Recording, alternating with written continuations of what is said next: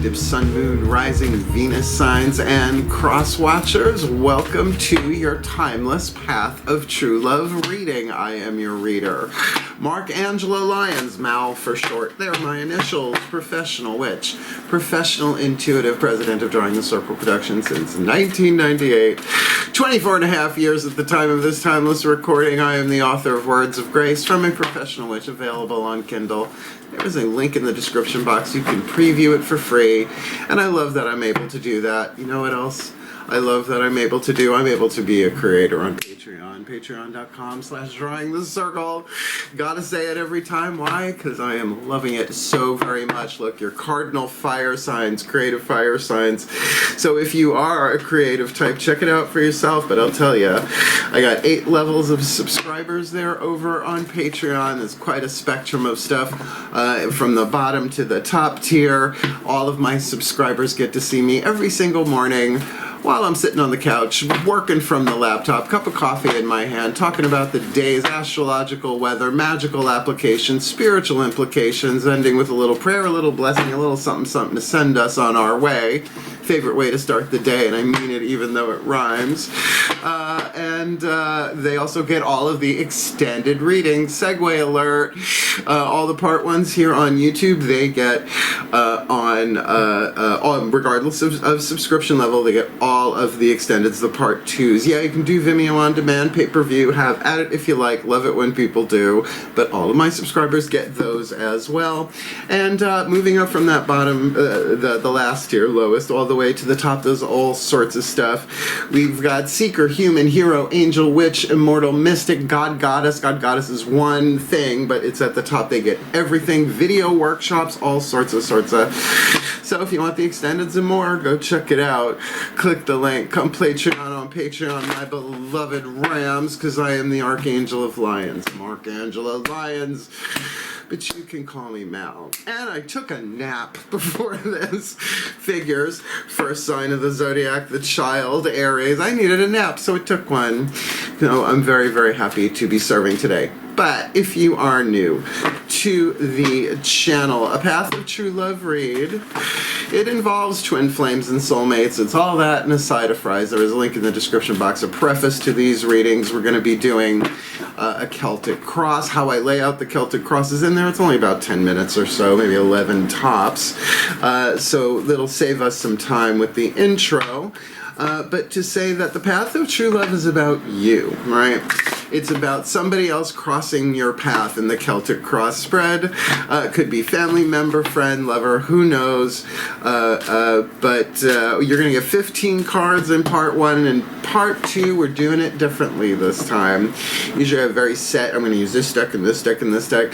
They're all right in front of me, and I can certainly reach for more up there. Whatever I am guided to do, I ain't finishing those part 2s, the extended readings, link in the description box, until I feel like it's done, which could take a while. Have a chocodile.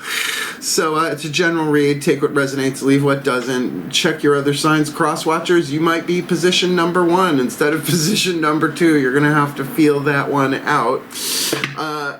And I'll explain that as I go. There are chakras involved, but we'll get there. Otherwise, both feet on the floor if you can. The energy's really high for you guys for this read. Both feet on the floor if you can. Stay grounded. Focus on your breath if you will. And I will do my best to get you the clarity, guidance, grace, love, wisdom, and power you need to be the love that you are truly at the truth and the core of your being in every relationship.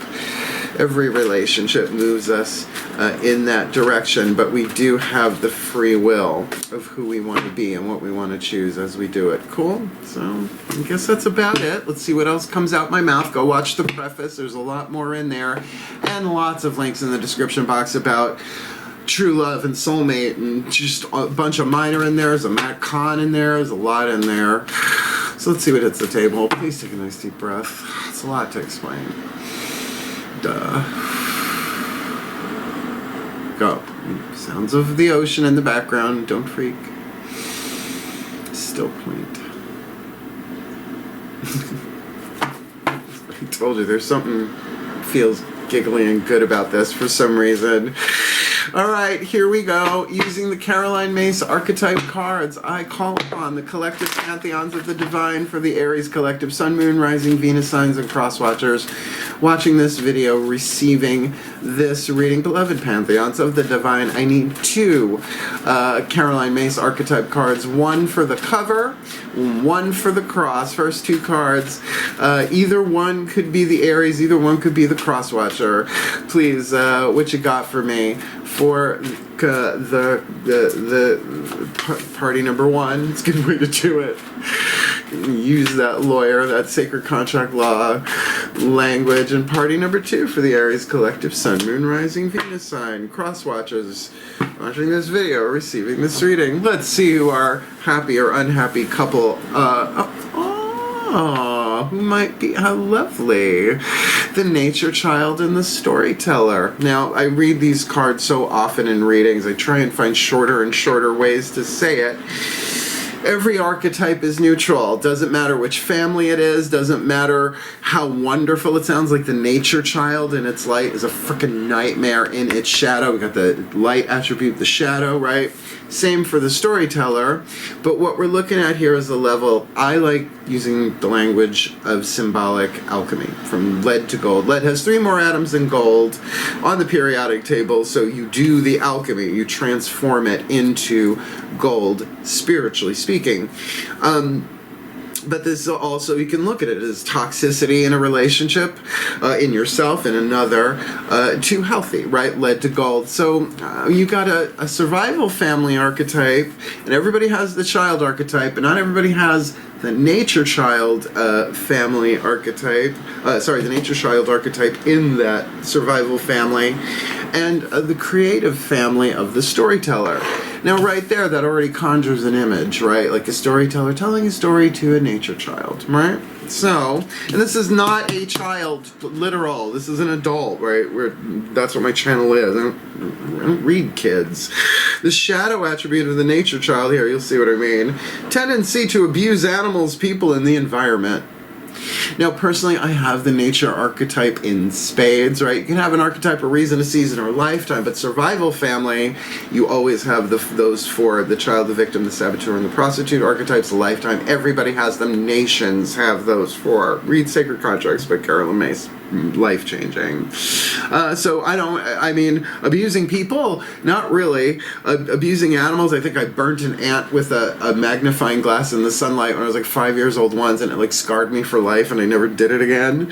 The light attribute, which, hello, this is me. Friendships with animals, communication with nature spirits, and I have feline intervention happening in these videos quite often, so if you don't know me, or if you don't follow me on Facebook or Instagram, see pictures of my 3 felines, my 3 black cats, my 3 sons, then you get, that's the nature child. Plus, I was raised in a garden, so to speak. I've always had a garden in my life that I used to do whatever. That's why I have one now. The storyteller. This is you, or this is you. The storyteller, a creative family archetype. The shadow attribute, making up tales that harm others.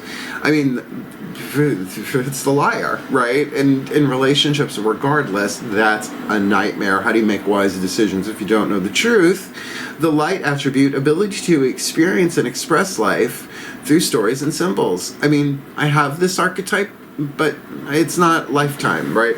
Comes and goes. I think certainly as a reader, right, you're able to express life through, symbols and stories. It's exactly what I'm doing here.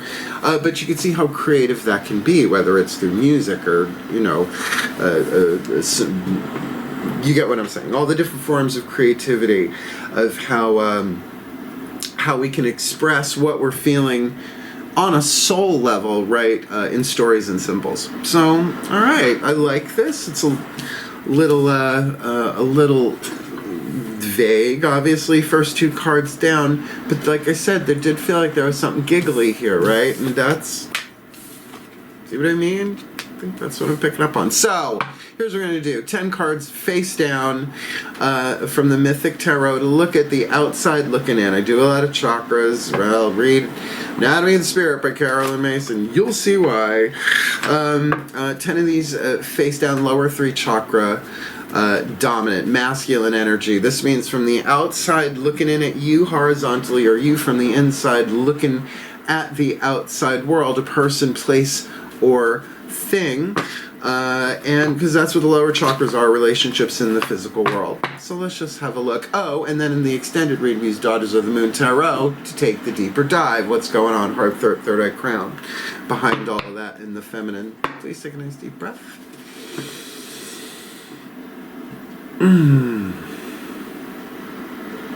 Oh, that's a shift. Still point. As I call upon my gods of fire, the sign of Aries, powers of the south, please believe it, please, beloved gods of cardinal fire, 10 cards in clarity, face down, don't want to see them until they're all on the table.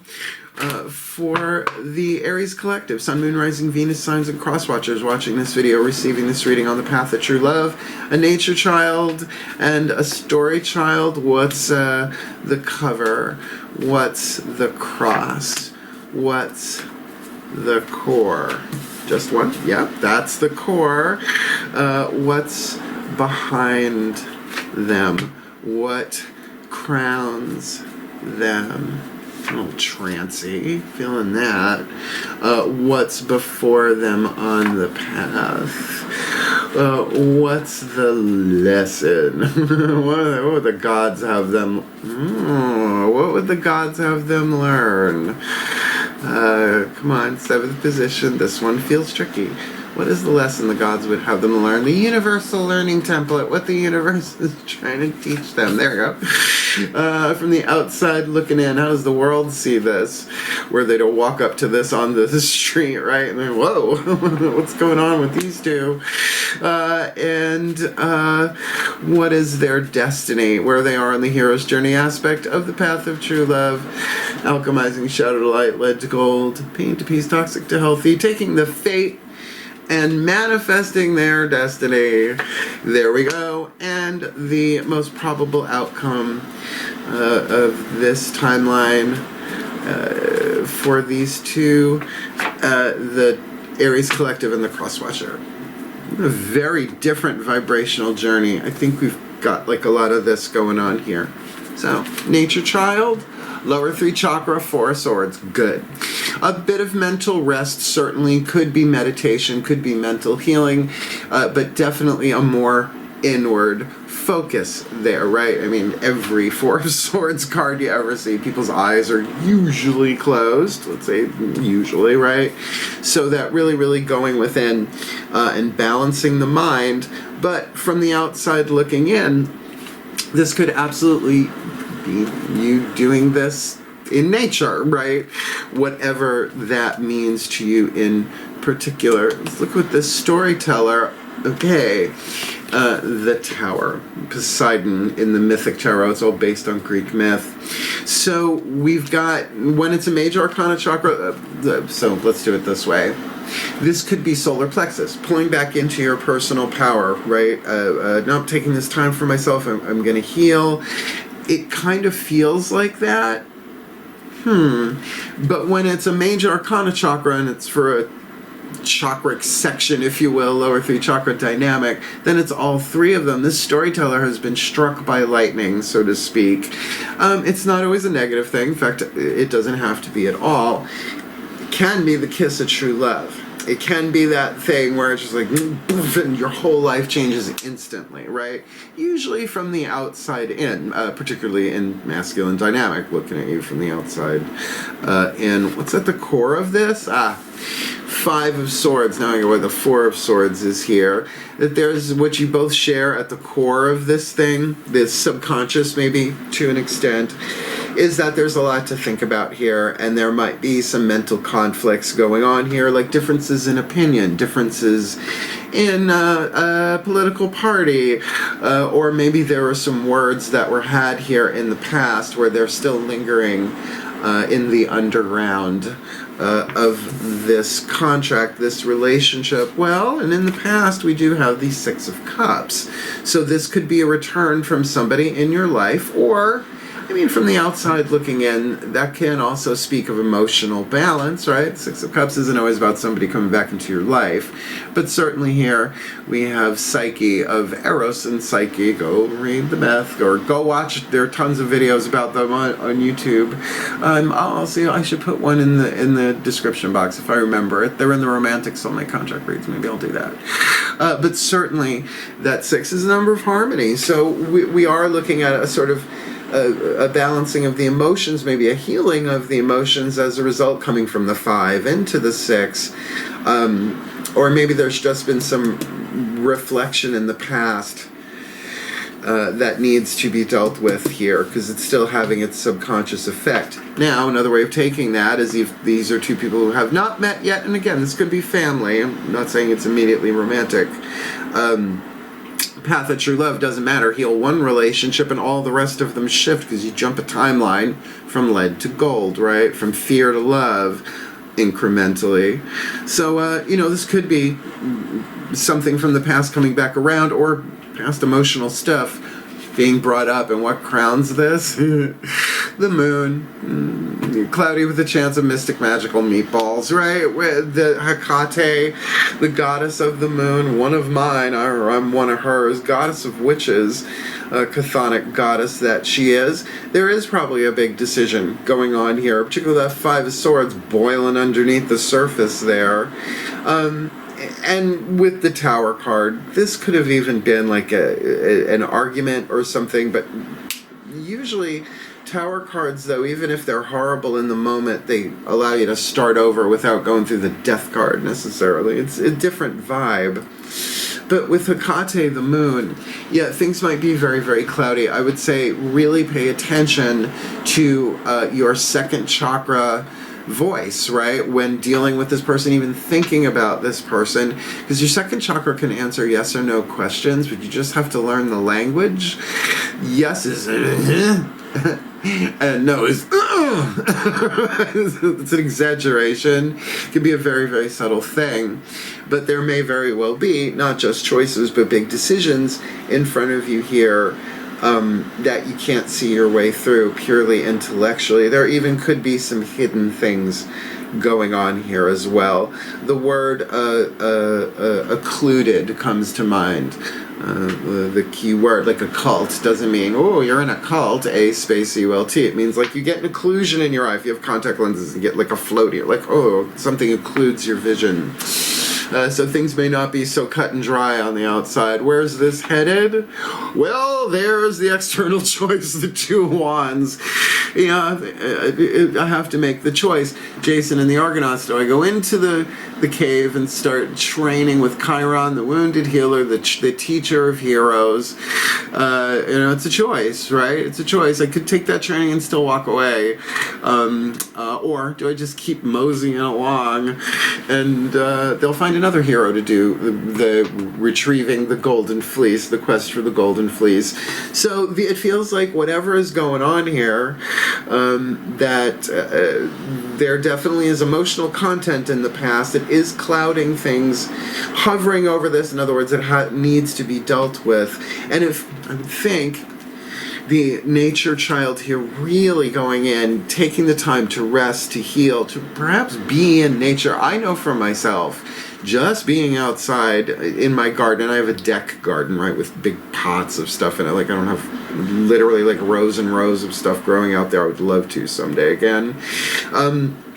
But I know when I'm out there, even though I'm moving, there is a stillness inside, right? A peace, a calm there. And by the way, laying on the couch when it's cold with my 3 gigantic black male cats, my sons, it does that too, right? It brings me into a place of rest. I mean, literally, I just took a nap with Stabby, my oldest, curled up next to me on the couch. This is interesting. I'll tell you what, the Storyteller, if this is in the shadow of the Storyteller and they're lying, it could be somebody's lies got busted, because light is truth, so lightning, truthening, could be.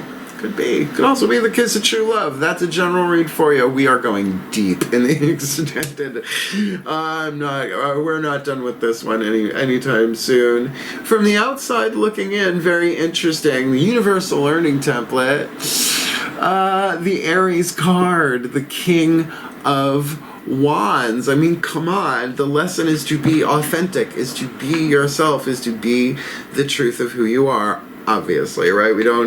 This could be somebody else in your life in the outside world that is the form or the symbol or the vehicle of that lesson, what the universe is trying to teach you, often called negative aspects. I don't read it that way. It's like, this is the challenge, right? This is the lesson. Here's what the gods want you to get on the path of true love to a certain extent. And I would think because it's Aries, first house, self, personality, ego, right? Your individuality, that's what the lesson is about. On the outside, yeah, remember, we got a whole other 10 tarot hitting the table in part 2. Outside looking in, excellent. 6 of Swords. You go from the 4 of Swords, right? You deal with the 5 of Swords. From the outside looking in, you take the journey. You take the mental journey. That could be counseling. That could be anything. Anything that moves you from choppy water to smooth, but mentally. Love it. I really, really, really love that a lot, because it says that at least there are conversations of some kind, one would think. And again, that could be in a group of people, right? Root chakra, one-on-one to another person, even if it's not this person. It could be a counselor, a friend, whatever. But moving this forward, this one's really important, the 8th card. It's the destiny, the lead gold situation. 4 of Wands. So what I like about this already, numerological double whammies aren't that big of a deal.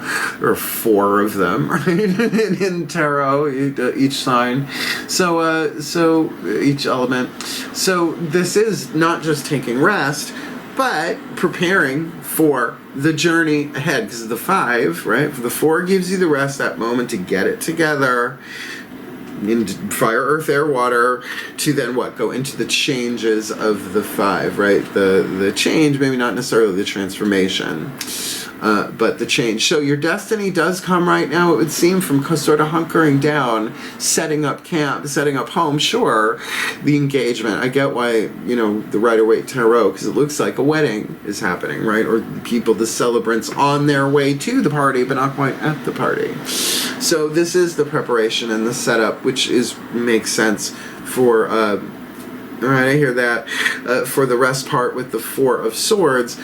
But kind of getting over here, it's like, yeah, but also take this time to get very, very clear and stable about what it is you want. That is what the 3 is for, certainly, but make this choice. But the way you make this choice, at least right now, is by getting very, very clear that where you are on the hero's journey aspect of the path of true love, being clear about what you want. I think you know what you want, but being very, very stable in it, right? Like people getting engaged. Like, I hope they know what they want at that point. Okay. And the most logical, the most probable outcome. We've got another court card. Now, you only got 2 here, but it happens to be the other one in the lesson. In terms of the outcome, this is the Cancerian card, the King of Cups. 2 kings, cardinal fire, cardinal air, Aries, Cancer. Oh, right, this is Orpheus with the harp. The brilliant, brilliant bard and poet just couldn't follow directions to save well. His wife's immortal soul, apparently. So there is definitely a maturity of an emotion here. I get that vibe. Even though we're dealing with this nature child thing, there may be a withholding of emotion still in this, at least not talking about it, but there are definitely deep feelings there, but feelings that are creative. Cardinal means creative in astrology in that sense. So there is a creative water that ends here. There might be very, very deep love here. 4th house dynamic, home. This could be somebody, if this is you from the outside looking in, this is very much emotional stability, creative emotional stuff. But in the outside world, but 4th house dynamic is the home, the family, but also feeling at home in your own skin. So we've got more cards that are going to hit the table for this. 3 more, actually, which might give us a little shift of point of view, particularly because the next 2 are the Whispers of Love, Oracle. By Angela Hartfield, right? Yeah, Angela Hartfield. We're going to definitely be using the Whispers of Lord Ganesh in the extended that she wrote. But the Whispers of Love are the higher selves of all involved, right? And this is where we have the lover, the romance card and all that stuff.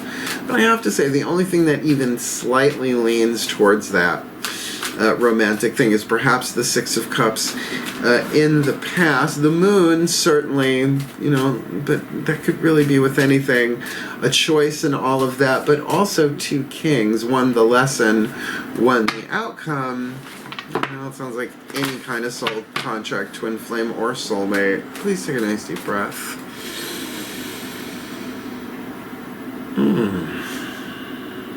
Yeah, it has that playful child archetype vibe in it still. So I call upon the higher selves of all involved, 5th dimension and above, 8th chakra and above. I need 2 whispers of love, please, for the Aries Collective, Sun, Moon, Rising, Venus signs, and cross watchers watching this video, receiving this reading. For party number 1 with the Nature Child archetype, what's the information, inspiration, insight they need on the path of true love? And for this party number 2 with the Storyteller archetype, what do they need from their higher selves in this timeless path of true love reading? Okay. So for the Nature Child, like I said, 4 of Swords, rest, meditation. Well, rest and relaxation. Rest and relaxation.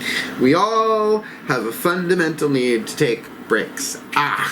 Well, maybe this is something that a bit more romantic. I mean, I've taken breaks from family members, but they're family members. You gotta work with somebody every day. How do you do that, right? Oh, as soon as you get in the car, I'm taking a break from them. I'm just driving around the corner, but I'm taking a break from them. So let's put you over there. And for this Storyteller, interesting, show simple acts of kindness. A simple act of kindness can energize you and bring happiness to those around you. Now, that presents something a little bit different, and it's on the romantic scale of things. Well, this Storyteller, these two might have had a past together, certainly, and they don't know how to approach. Maybe there was a little bit of making some things up along the way, telling stories, but, you know, you ask a storyteller for a simple act of kindness, it can be verbal. Absolutely, it can be verbal, but even if it is a literal act, I mean, a text message technically is an act. Speaking to somebody is an act, communicating. But with that Tower card, it really does move it into that place where their world has been shook like that. It's not the process of the Wheel of Fortune kind of change. Nope, and nor is it the transformation of the Death card, right? Rising, going to and rising from ashes. This doesn't feel like that anyway. Too many quantum variables there. I could spend hours looking at what else this feels like, but for right now, I think this one needs to rest, this one needs to show. So interesting, if you wanted to do feminine, masculine, go within and rest, and this one is make a simple act of kindness, right? Energize and bring happiness here. Wonder. That could also be them delivering that simple act of kindness that changes everything. See, I mean, I'm good at what I do, unfortunately, and that is the Storyteller archetype, being able to see, you know, the elements of the archetypes and what's going on in the tarot, and seeing through lines, storylines. So, we're going to get you a healing mantra card. Of course we are, from the Macon Healing Mantra deck. Just one, doesn't matter which one of you this is, because remember, this is about you. You can try and figure things out, what other people are going through, but I think cross-watching at its best gives you some understanding, some insight, and some respect, right? So, oh, that's what they're going through? Oh, okay. Feel that out, and then whatever happens in you, love that, heal that, right? So let's get a little Macon here to help you do this. Please take a nice deep breath. Still point.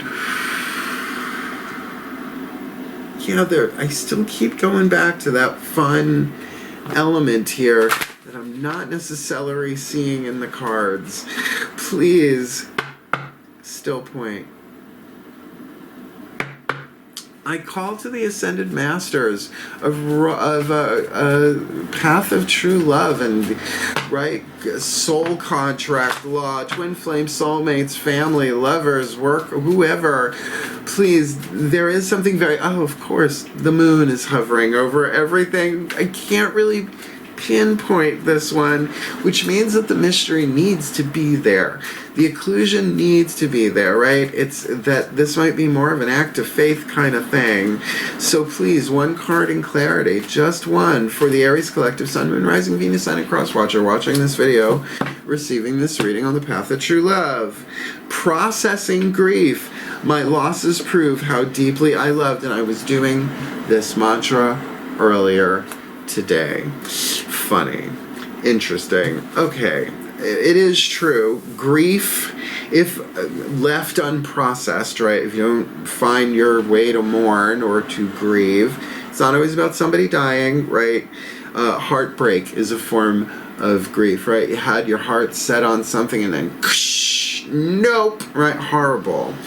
But if it's not dealt with, grief turns into anxiety. You push it under the rug and it gets all earthquakey, right? Because it's the fear of loss projected into the future because it hasn't been resolved in the past. It's just how it works. Everybody has the fear of loss, right? Unless it's something unwanted, and that's obviously not what we're talking about here.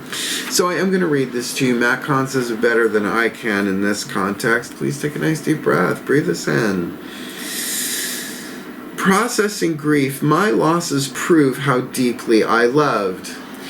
So just what I'm getting here, that this could be, right, something from the past, and it was lost, and now it is coming back again, and this tower could be really, really, really triggery, right? When grief is processed, you're able to notice the maturity you gained even when losing the people, places, and things that once defined your sense of self, and that is very important to an Aries first house self, right? As you process grief, you are able to celebrate how deeply you committed to love instead of holding a grudge towards those who left or couldn't love you back. Now, again, somebody might have crossed. Obviously, it's not one of these two, but there might be that, right? That grieving stuff. I know plenty of people who just won't get involved because they don't want to go through it again. Once grief is fully processed, it can ignite a deeper commitment to love. You know that your alignment with Source is not a matter of what comes or goes. It's determined by how much of yourself you are willing to share. This mantra is ideal for opening back up to love, rebuilding trust. Well, and that's the thing with that storyteller, right? That's the thing. I think the nature child will be like, I really trusted you. I believed in you. I brought you into my garden, my secret garden, whatever, right? My magic garden, chuckle patch and whatnot. Let's try and lighten it, right? And addressing heartache. Yeah, no, I get it. So again, a general read. If you were my client, I would say, okay, let's talk. Is this you? Is this them? Who's the, no, I just met them. It can't be about them. Then we'd say, all right, who's carrying what with them? Interesting. So those are all the cards on the table. Like I said, we're going to jump over to the extended next. If you want, it's like the first link in the description box. But we're going to put this together. We're going to do a little bit of a blessamation, a blessing and a summation as I do every time. And then I'm not totally going to release the collective because I'm just going to take a break, step back, choose the decks, D-E-C-K-S, that I'm going to do the extended reading with and hit the record button again. Cool. So, both feet on the floor if you can. Please take a nice deep breath.